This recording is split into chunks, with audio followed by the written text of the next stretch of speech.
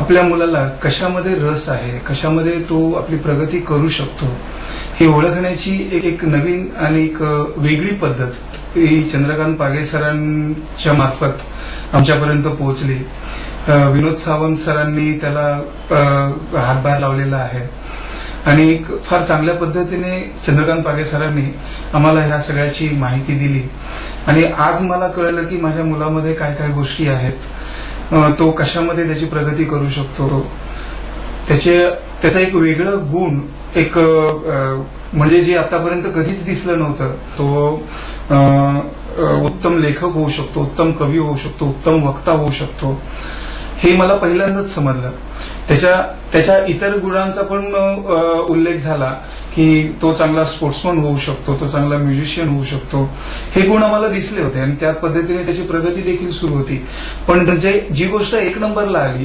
त्या गोष्टीवरती आम्ही यापूर्वी कधीच मेहनत घेतलेली नव्हती आणि ती आता आम्हाला कळली आणि त्या दृष्टीने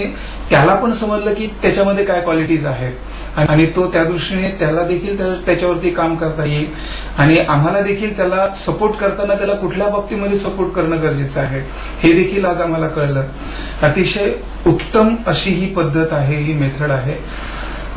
मला तर असं वाटतं की जेवढे पालक आहेत ज्यांची मुलं आज लहान आहेत, लहान वयातच जर त्यांना त्या गोष्टींची जाणीव झाली की माझ्याकडे काय आहे